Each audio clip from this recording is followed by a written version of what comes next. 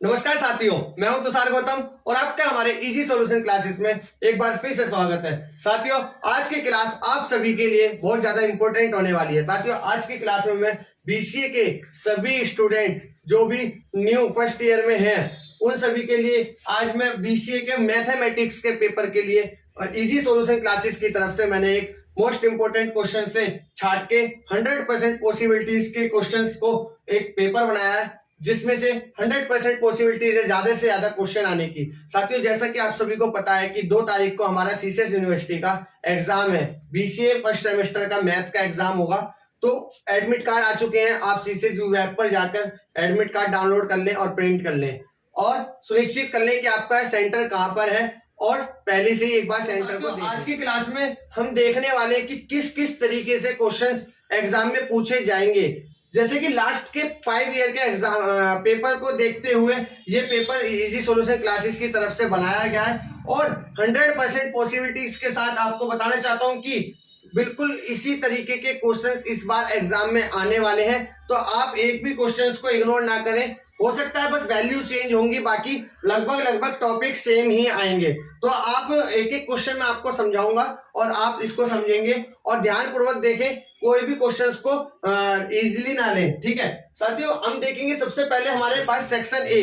BCA में exam के section A आता है जिसमें हमारे 5 क्वेश्चंस होंगे और वो 3 क्वेश्चंस का एक क्वेश्चन होगा हमारा 3 मार्क्स का।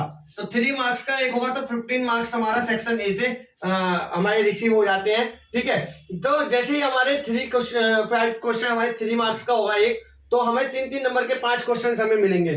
तो हमें सबसे पहले देखिए define gamma and beta. Section A का फर्स्ट क्वेश्चन हम देख रहे हैं कि आपको डेफिनेशन लिखनी है गामा की और बीटा फंक्शन की। ठीक है, आप इसको पढ़ लेंगे इजीली, थ्योरेटिकल आपको ये लिखना है। ठीक है, गामा एंड बीटा की डेफिनेशन क्या है। ठीक है, सेकंड क्वेश्चन है सो डेट ए एक मैट्रिक्स दी हुई है, आपको हर्मिशियन बताना है कि ये हर्मिशियन है या नहीं।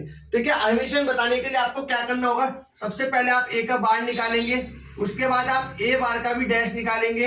अगर ए बार का डैश निकालने के बाद ये दोबारा ए बन जाता है तो ए इज अ हर्मिशियन।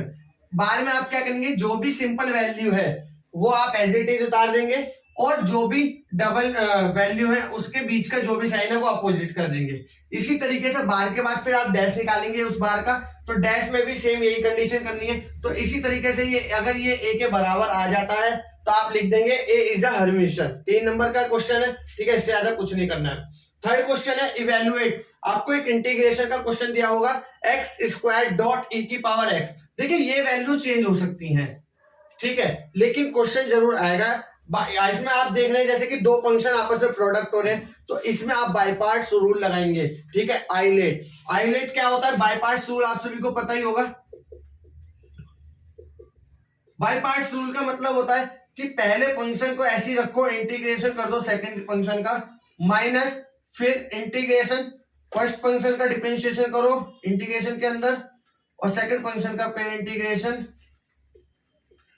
और फिर इसका दोबारा इंटीग्रेशन। ठीक है, ये बाय पार्ट्स होता है। अब हमें सबसे बड़ी हमारे लिए जो प्रॉब्लम है वो ये है कि हम फर्स्ट फंक्शन किसको माने और सेकंड फंक्शन किसको माने, जिसके लिए हम इसको आइलेट भी बोलते हैं। आइलेट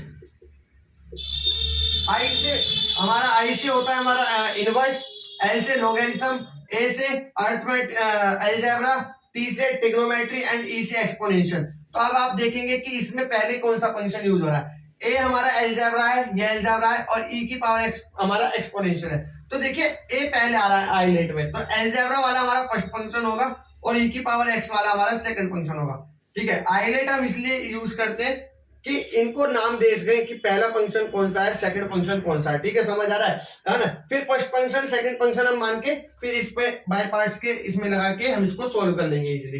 ठीक है, आप सभी को इंटीग्रेशन पता ही होगा कि एक्स स्क्वायर का इंटीग्रेशन क्या होगा, ई की पावर एक्स का इंटीग्रेशन क्या होगा। इसकी मैंने एक अलग से वीडियो बना रखी है, पूरा उसमें बाय पार्ट्स आइलेट रूल को समझा रखा है, तो आप मेरी वीडियो देख सकते हैं जाके अगर कुछ आपको ब्रीफ में पढ़ना है तो। ठीक है, फोर्थ क्वेश्चन है हमारा रोलेस थ्योरम। रोलेस थ्योरम की स्टेटमेंट लिखनी है आपको। इसके स्टेप 3 होते हैं, एक रोले थ्योरम होती है और एक इसी के साथ मीन वैल्यू थ्योरम भी होती है, एमवीटी हम जिसे बोलते हैं, लैग्रांजे मीन वैल्यू थ्योरम। ठीक है, तो इन दोनों क्वेश्चन में फर्स्ट 2 स्टेप तो सेम होते हैं, ठीक है, वो मैं आपको भेज दूंगा। किसी को सॉल्यूशन चाहिए हो तो वो आप कमेंट करके बता सकते हैं, मैं इस पूरे पेपर का सॉल्यूशन आपको भेज दूंगा। ठीक है, इसमें रोलिक थ्योरम के आपको 3 स्टेप लिखने हैं और एक एग्जाम। अगर देखिए ये 3 नंबर में तो छोटा सा आप बस स्टेटमेंट लिखेंगे और छोड़ देंगे। अगर यही सेम क्वेश्चन 7.5 या 15 में आ जाता है तो आप इसके स्टेटमेंट लिखेंगे, तीनों स्टेप लिखेंगे और थर्ड स्टेप में एक एग्जाम्पल मान के अपनी तरफ से कोई भी एक एग्जाम्पल ले लेंगे और उसको सोल्व कर देंगे। ठीक है, अगर ज्यादा मार्क्स में आता है, अदरवाइज यहाँ पे जरूरत इसकी नहीं है। ठीक है, फोर्थ क्वेश्चन में आपको लैम्डा की वैल्यू निकालनी है। फाइंड लैम्डा, वेक्टर का क्वेश्चन है। Find lambda such that A and B are perpendicular vector. देखिए परपेंडिकुलर वेक्टर दिया हुआ है, परपेंडिकुलर वेक्टर जब भी होगा तो हमें क्या करना होता है, हमें पता होना चाहिए परपेंडिकुलर वेक्टर की कंडीशन क्या होती है। परपेंडिकुलर वेक्टर की कंडीशन क्या होती है, देखिए परपेंडिकुलर वेक्टर की कंडीशन होती है A dot B equal to 0, A dot B equal to 0, मतलब इन दोनों का डॉट प्रोडक्ट निकालेंगे और इक्वल टू 0 रख देंगे। जैसे ही आप डॉट प्रोडक्ट निकाल के इक्वल टू 0 रखेंगे लैम्डा की वैल्यू आ जाएगी। अब आपको डॉट प्रोडक्ट कैसे करते हैं वेक्टर में, ठीक है, ये मैं बता देता हूं। आप कांस्टेंट आई जे के को नहीं मेजर करेंगे, सिर्फ कांस्टेंट के कांस्टेंट से मल्टीप्लाई करेंगे। जैसे इसका कांस्टेंट क्या वैल्यू है 1, इसका 2, तो आई वाले को आई से सोल्व करेंगे तो 2 इंटू 1 2, फिर प्लस होगा फॉर्मूले में माइनस प्लस माइनस, 2 की 2 से करी लैम्डा से करी तो 2 लैम्डा, फिर 3 की के से करी मतलब 1 से करी तो प्लस का 3, ठीक है, इक्वल टू 0 है। ठीक है, ये हो गया हमारा 5 minus 2 lambda equal to 0, minus का 5 उधर चला जाएगा, माइनस का 2 लैम्डा इक्वल टू माइनस का 5 एंड लैम्डा इक्वल टू 5/2 आ गया। तो लैम्डा की वैल्यू 5/2 आ गई, माइनस से माइनस कट गया। ठीक है, तो ये 3 नंबर का क्वेश्चन है, बहुत इजी है। ए डॉट बी का को इक्वल टू 0 निकालना है कब, जब परपेंडिकुलर वेक्टर दे वो। ठीक है, इस चीज को याद रखना। नेक्स्ट हम देखते हैं सेक्शन बी। ठीक है, सेक्शन बी में आपके पास 3 क्वेश्चन आएंगे जिसमें से आपको 2 क्वेश्चन करने हैं, इंटू 7.5 नंबर का एक क्वेश्चन होगा, तो 15 नंबर आपके यहां से अचीव हो जाते हैं। ठीक है, तो आपके पास 3 ऑप्शंस होंगे, 1 2 और ये 3 क्वेश्चन। इन तीनों में से आपको जिसको भी आता हो, जो भी 2 क्वेश्चन आते हैं ज्यादा से ज्यादा श्योरिटी हो, उन 2 क्वेश्चन का अटेम्प्ट करेंगे, अदरवाइज आप जो नहीं आता उसको छोड़ देंगे। ठीक है, आपको देखिए सबसे पहले क्रैमर्स रूल करना है। ठीक है, 7.5 नंबर में एक 2x2 का एक मैट्रिक्स बनाएंगे आप, और मैट्रिक्स बनाने के बाद आप क्या करेंगे, इसको क्रैमर्स रूल से सोल्व करना है। देखिए आपको क्वेश्चन लिखा है solve the following system of equations, इसने इतना लिख रखा है बाय क्रैमर्स रूल। अगर देखिए वो क्रैमर्स रूल नहीं लिखता है कि यूजिंग क्रैमर्स रूल या बाय क्रैमर्स रूल, तो आप देखेंगे कि क्या आपने इक्वेशंस को, इस तरीके की इक्वेशंस को किसी और मेथड से सोल्व करना सीखा है ना। फर्स्ट सेमेस्टर में कोई और नहीं है इक्वेशंस को सोल्व करने के लिए, सिर्फ एक क्रैमर्स रूल ही सिलेबस में है। तो अगर ये लिखा हुआ ना भी हो कि क्रैमर्स रूल से आपको सोल्व करना है, तो आप समझ जाएंगे कि यूजिंग क्रैमर्स रूल, आपको क्रैमर्स रूल ही यूज करना है इसमें। ठीक है, क्योंकि हो जाता है बाय कभी कभी वो क्रैमर्स रूल नाम लिख के नहीं देता है, तो बच्चा कंफ्यूज हो जाता है कि इसमें करें क्या। तो आप कंफ्यूज नहीं होंगे, जब भी इस तरीके की इक्वेशन से दी होगी तो आप समझ जाएंगे कि हमें ये क्रैमर्स रूल से सोल्व करना है। ठीक है, तो साथियों इसी तरीके से मैं क्रैमर्स रूल की बता देता हूँ इक्वेशंस को कैसे करेंगे हम। ठीक है, मान लिया 3x + 4y इक्वल टू 5, एक इक्वेशन दिया x - y इक्वल टू -3। आप सबसे पहले क्या करेंगे, एक मैट्रिक्स बनाएंगे, ए मैट्रिक्स हमारा 3 1 4 -1, एक बी बनाएंगे 5 -3 और एक x बनाएंगे x y। ठीक है, देखिए जो भी इनकी कांस्टेंट वैल्यू है वो हमारी ए में आएगी 3 4 1 -1। ठीक है, और जो भी इक्वल टू के बाहर वैल्यू है वो हमारी इसमें आ जाएगी 5 -3, वो बी में आ जाएगी, और फिर हमें x में x y आ जाएगी, जो भी वेरिएबल हमारे यहाँ पे यूज हो रहे हैं। ठीक है, हमें करना क्या है, a का मोड निकालना है। a का मोड कैसे निकालेंगे आप, इसकी मल्टीप्लाई इससे माइनस इसकी मल्टीप्लाई इससे, तो माइनस का 3 माइनस का 4 इक्वल टू माइनस का 7 आ गया। फिर आप एक A1 मैट्रिक्स बनाएंगे। A1 मैट्रिक्स में क्या करना है कि आपको कॉलम 1 को स्प्लिट करना है किसके साथ, b वाली वैल्यू के साथ, तो मतलब 5 - 3 और 4 - 1। ठीक है, फिर दोबारा वही A1 का मोड, पहले A1 की मैट्रिक्स बनाई, अब A1 का मोड निकालेंगे हम। ठीक है, मोड कैसे निकालेंगे, इसकी मल्टीप्लाई इससे माइनस का 5 -4 3 12, फिर प्लस का 12 हो जाएगा, और ये हो गया 7 प्लस का। फिर A2 की मैट्रिक्स बनाएंगे।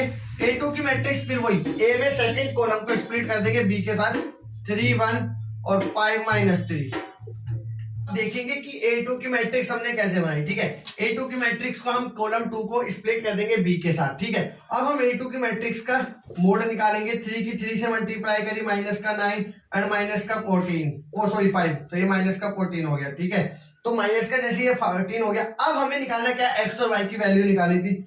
हाँ, आपको यहाँ पे जरूरी नहीं है वो solve the following system equations बोले, आपको बोल सकता है find value of X and Y, तो भी आपको यही बाय यूजिंग क्रैमर्स रूल, तो भी आपको यही करना है। ठीक है, एक्स की वैल्यू कैसे निकलेगी, a1 का मोड अपॉन में a का मोड, है ना। मतलब a1 का मोड क्या आया था 7 एंड अपॉन में माइनस का 7, तो माइनस तो ऊपर चला जाएगा, 7 से 7 गया तो माइनस का बना गया। फिर y निकालेंगे, a2 का मोड अपॉन में a का मोड। ठीक है, तो a2 का मोड क्या है, a2 का मोड हमारा 14 है, माइनस का और माइनस का 7, ये माइनस से माइनस गया तो 7 से 14 गया तो 2 आंसर आ गया। एक्स और वाई की वैल्यू हमारी 1 और 2 आ गई है। ठीक है, तो आपने देखा क्रैमर्स रूल को किस तरीके से करते हैं। ठीक है, अगर किसी को अब भी क्रैमर्स रूल नहीं समझ आया हो तो वो मेरी क्रैमर्स रूल वाली वीडियो देख सकता है।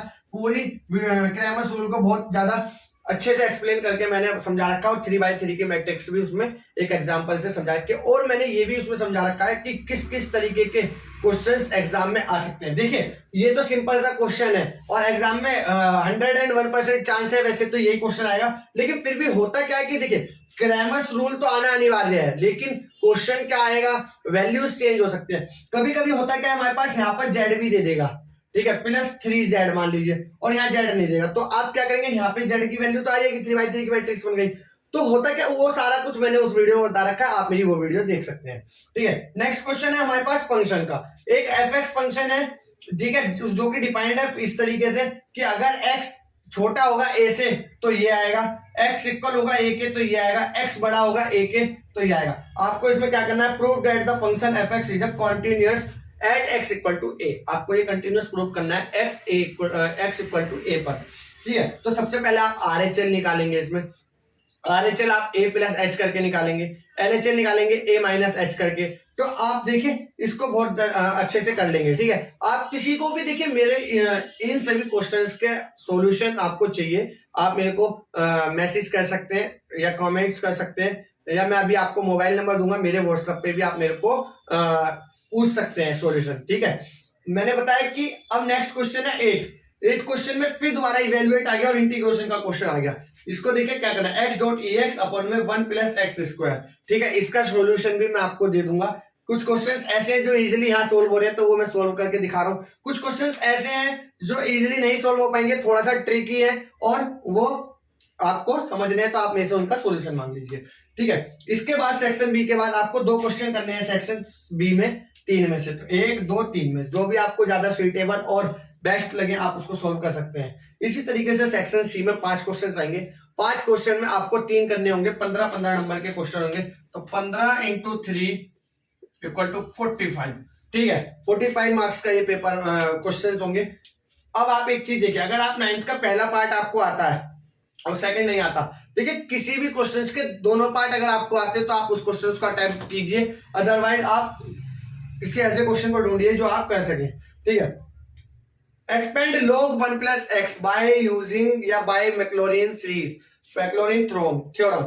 ठीक है, आपको ये मैक्लॉरिन थ्योरम का क्वेश्चन है, आप कर लेंगे। इसका मैक्लॉरिन थ्योरम की मैंने डायरेक्ट एक वीडियो बना रखी है, आप उसमें जाके समझ सकते हैं। नेक्स्ट क्वेश्चन है expand sin x in power of x - π/2 by Taylor series. इसकी भी मैंने एक वीडियो बना रखी है, आप स्पेशली जाके मेरे वीडियोस में जाके Taylor series, Maclaurin series, Cramer's rule, integration, vector, perpendicular, सभी चीजों की मैंने ऑलमोस्ट वीडियो बना रखी है, आप मेरी वीडियो में जाके देख सकते हैं, आपको वहां जाके ज्यादा बेस्ट समझ आएगा। ठीक है, ये एक छोटी सी क्लास है जिसमें मैं चाहता हूं कि ज्यादा से ज्यादा बच्चों को पता चल जाए कि एग्जाम में किस तरीके के क्वेश्चंस आने वाले हैं। ये लास्ट मोमेंट क्लासेस है। देखिए दोस्तों, मैं आपको बताना चाहता हूं कि जो बच्चे पूरी साल नहीं पढ़ पाते हैं, पूरी साल सेमेस्टर नहीं पढ़ पाते हैं, और लास्ट में पेपर के टाइम पे क्या क्वेश्चंस करना है, सिर्फ मेन ये टॉपिक पढ़ के आप चले जाइए, आपके 75 में से 60 मार्क्स यूं ही आ जाएंगे।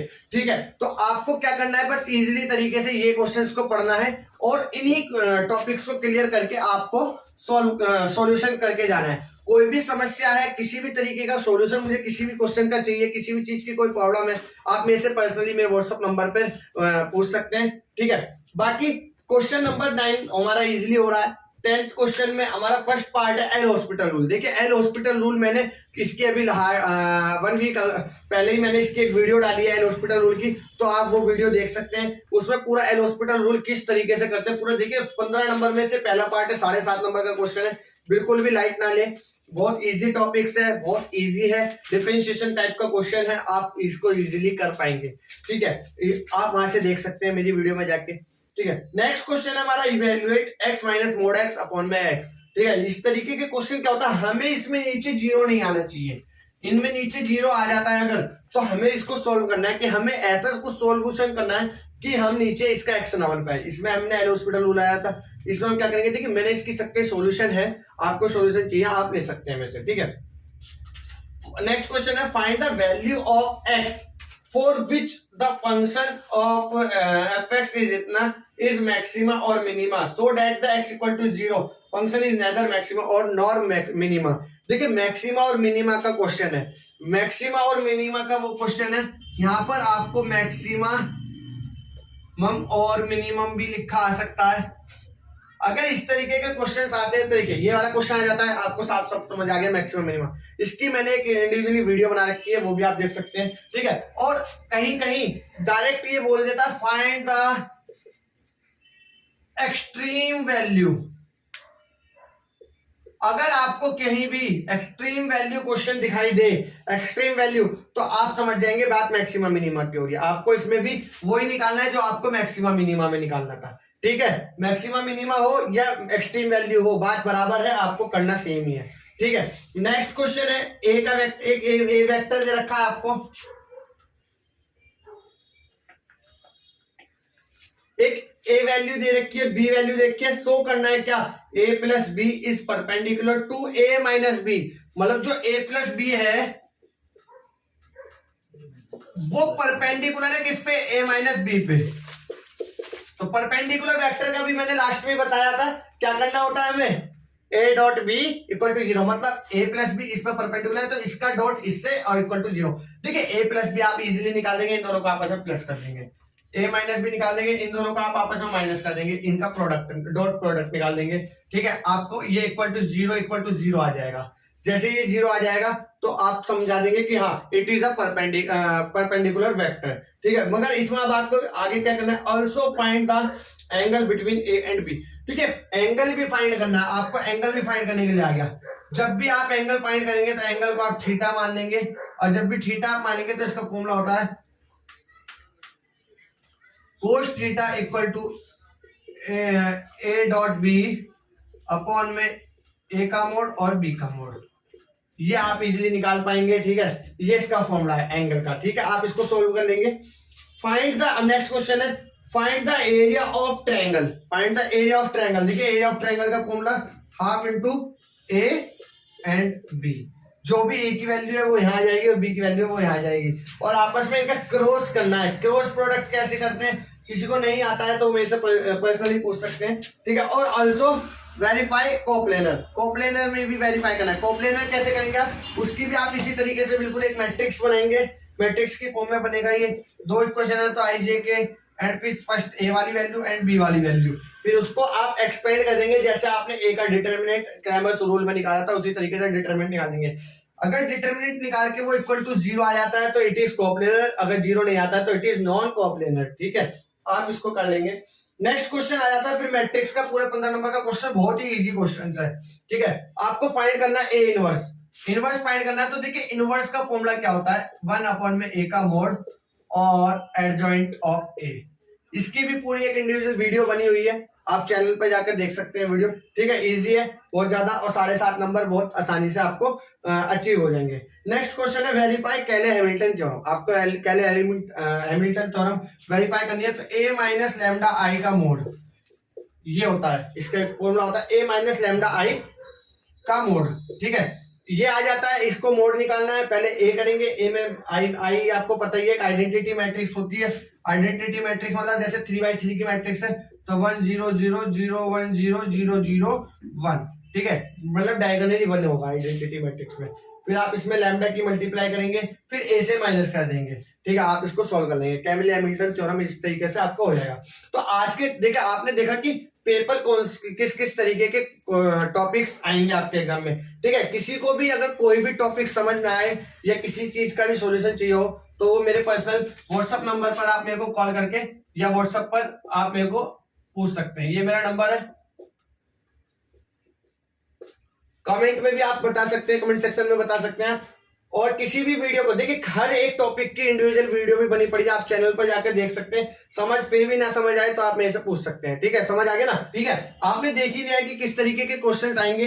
ठीक है, इजी सॉल्यूशन क्लासेस की तरफ से ये आपके लिए पूरा एक एस्टीमेट क्वेश्चन बनाए हैं। ओवरऑल पास 5 ईयर के क्वेश्चंस को देखते हुए ये क्वेश्चन सेलेक्ट किए गए हैं। ठीक है, ज्यादा से ज्यादा कोशिश आएगी कि इनमें से क्वेश्चंस आएंगे, तो आप इसको बिल्कुल भी लाइट ना लें और एक बार में आप इसको सीख जाएंगे। ये उन सभी बच्चों के लिए जो लास्ट में पढ़ते हैं। ठीक है, तो आप इन सभी टॉपिक्स को पढ़ के चले जाएंगे तो इजीली आप अच्छे नंबर अचीव कर सकते हैं। ठीक है, आप सभी को all the best for your exam and अच्छे से करें और ध्यान से करें। एक एक टॉपिक्स को इजीली और केयरफुली। देखिए, राइटिंग का भी विशेष ध्यान रखना है और आपको साफ सुथरा जिस क्वेश्चंस को आपको जो क्वेश्चन सबसे पहले आता है आप उसको सबसे पहले करेंगे। ठीक है, ऐसा नहीं है कि आपको यहीं से स्टार्ट करना है। ठीक है, आपको अगर ये क्वेश्चन आता है तो आप इसको भी कर सकते हैं। ठीक है, बाकी आप सभी से निवेदन है कि वीडियो को लाइक शेयर करें एंड ज्यादा से ज्यादा अपने दोस्तों में इसको शेयर करें कि जिससे कि वो भी इस क्वेश्चंस को देख सकें कि पेपर में किस टाइप के क्वेश्चंस आने वाले हैं। ठीक है, चैनल को सब्सक्राइब करें, बेल आइकन को जरूर प्रेस करें जिससे कि आप हमारी वीडियो को सबसे पहले देख सकें। धन्यवाद।